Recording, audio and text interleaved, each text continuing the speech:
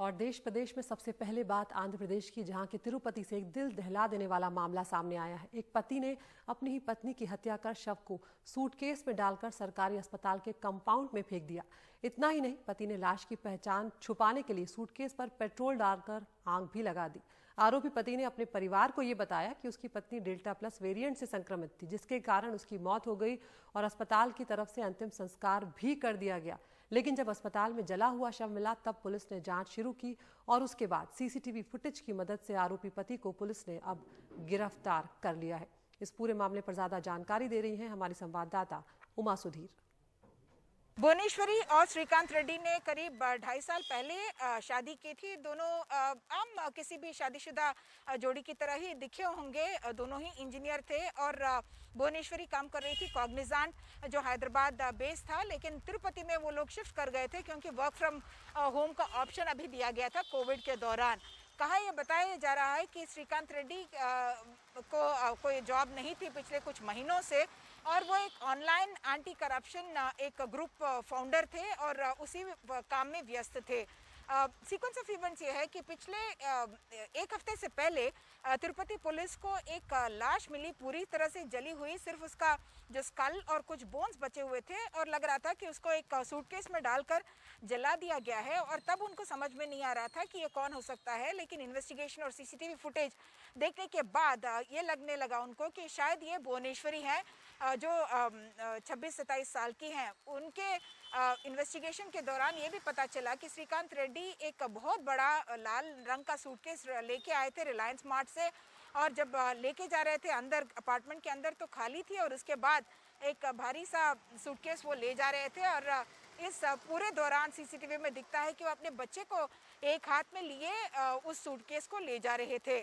अब पुलिस का अनुमान है कि हो सकता है कि कुछ झगड़ों की वजह से श्रीकांत ने ही अपनी पत्नी की हत्या कर दी हो और इसी के बारे में वो लोग अभी इन्वेस्टिगेट कर रहे हैं। अब तक कोई अरेस्ट नहीं की गई है, लेकिन अनुमान यही लगाया जा रहा है कि शायद कोविड पैंडेमिक के दौरान नौकरी ना होने की वजह से भी इस शादीशुदा कपल में कुछ डिफरेंसेस आई होंगी और उस वजह से ये घटना घटी होगी।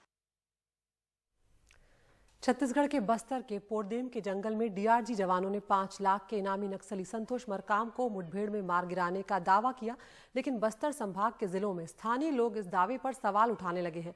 नारायणपुर में सैकड़ों की तादाद में गांव वालों ने विरोध मार्च निकाला। इस मार्च में अबूझमाड़ के 25 से ज्यादा पंचायतों से जुड़े लोग भी शामिल हुए। प्रदर्शनकारियों ने ओरछा तहसीलदार को राज्यपाल के नाम ज्ञापन सौंपकर कार्रवाई की मांग भी की है। इनका आरोप है कि जवानों ने निहत्थे संतोष मरकाम पर गोली चलाई है। दंतेवाड़ा के जिला अस्पताल में भी कई ग्रामीण धरने पर बैठे हैं। ग्रामीणों ने शव लेने से भी इनकार कर दिया है।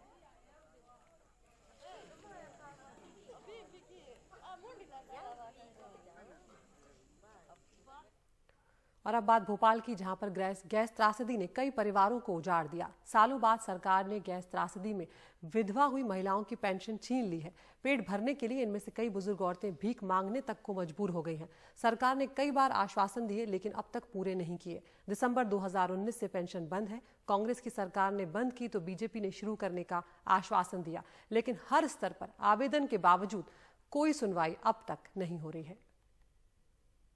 गैस पीड़ित महिलाओं को भारतीय जनता पार्टी की सरकार के समय पेंशन मिलती थी, पर कमलनाथ जी की सरकार ने आकर उस पेंशन को रोक दिया।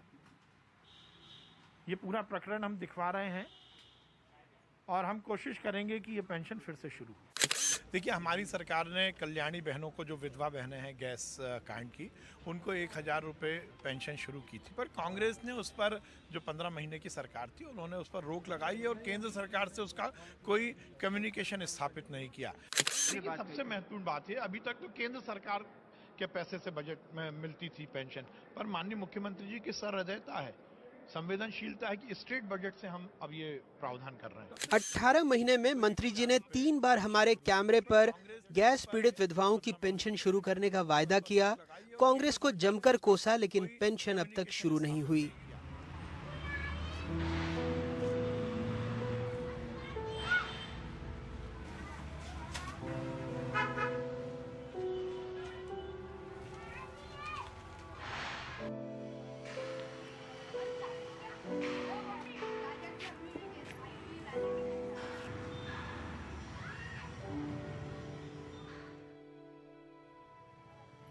साफिया, शकीला बी, सावित्री बाई, मुन्नी, केसरबाई, नामों की फहरिस्त लंबी है, इनके साथ वायदों की भी। एक बार फिर हम शकीला बी से मिले। आंखें और धंस गई हैं, उम्मीद छूट रही है।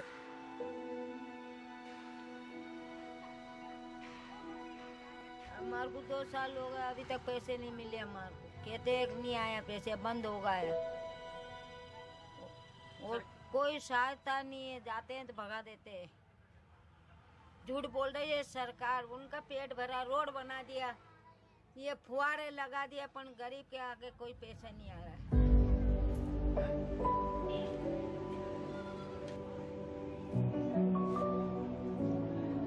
नंदाबाई के 4 बेटे हैं, सब अलग रहते हैं। बेटी की मौत हो चुकी है, आंखों से कम दिखता है, पेंशन भी नहीं मिल रही। सहारा हो जाएगा पेंशन मिलने से। अब लड़का है हमारा, इसका भी एक्सीडेंट हो गया, उसके भी 2 बच्चे हैं, वो भी अपने बच्चों को पालेंगे, हम लोगों को भी।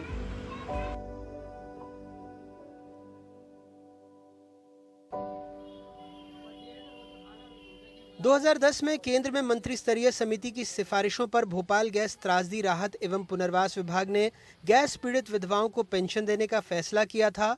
भोपाल गैस त्रासदी में 5000 से अधिक महिलाएं विधवा हुईं। अब कई पीड़ित 75 से 80 साल की हो चुकी हैं। 350 विधवा महिलाओं की मौत हो चुकी है। 1000 रुपये हर महीने इन्हें पेंशन मिलती है। 2011 से इन्हें ये पेंशन दी जा रही है। पहले 750 रुपये पेंशन मिलती थी। केंद्र सरकार ने इसके लिए जिला कलेक्टर को 30 करोड़ रुपए दिए थे। पेंशन की राशि का 75% केंद्र देता था, 25% राज्य सरकार। अप्रैल 2016 से नवंबर 2017 में भी बिना कारण पेंशन रोकी गई थी। दिसंबर 2017 में इसे फिर से शुरू किया गया। दिसंबर 2019 में कमलनाथ सरकार ने इसे रोक दिया। दिसंबर 2020 में ये घोषणा की कि सभी गैस पीड़ितों को पेंशन दी जाएगी। विभाग के पास पैसे की कोई कमी नहीं है।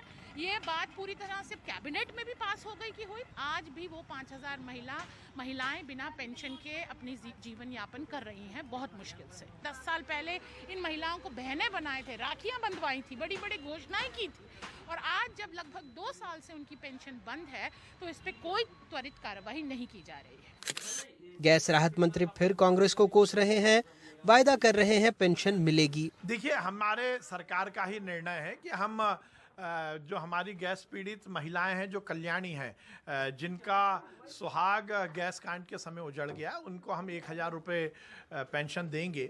और कांग्रेस की सरकार ने इसको बंद कर दिया था, पर शिवराज सिंह चौहान जी ने पुनः शुरू किया है और वो हम जल्द से जल्द शुरू कर रहे हैं। दरअसल 2008 में मध्य प्रदेश सरकार ने गैस पीड़ितों के लिए केंद्र को एक एक्शन प्लान भेजा था। 472 करोड़ मांगे गए कचरे, गैस के जहर, पेंशन जैसे मद में 2010 में पैसा मिला, लेकिन अगले ही साल से सरकार का रोना शुरू हो गया। हालांकि अभी भी उस पैसे से लगभग 147 करोड़ रुपए खर्च नहीं हुए हैं, जिसमें 40 करोड़ सामाजिक पुनर्वास और 80 करोड़ आर्थिक पुनर्वास का है। गैस पीड़ित विधवाओं के साथ न्याय नहीं चलेगा। सरकार वैसे भी विधवाओं की संख्या 5000 पर रोक चुकी है, जबकि असली संख्या इससे कहीं ज्यादा है।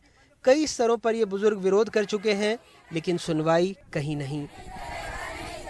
माननीय अगर एक दिन काम करें तो पेंशन के हकदार, अगर विधायक से सांसद बन जाएं तो डबल पेंशन। लेकिन इन विधवाओं को 1000 रुपये के पेंशन के लिए 1.5 साल से जद्दोजहद करनी पड़ रही है। वैसे सरकार 1000 रुपये की पेंशन की डफली बजा रही है। 600 रुपये तो वैसे भी वृद्धा पेंशन में मिलते हैं, यानी सिर्फ 400 रुपये वो और जोड़ेगी। क्या यही रामराज है, जहां विधवाओं को अपने पेंशन के लिए दर दर की ठोकरें खानी पड़े? भोपाल से कैमरा पर्सन रिजवान खान के साथ अनुराग द्वारी, NDTV इंडिया।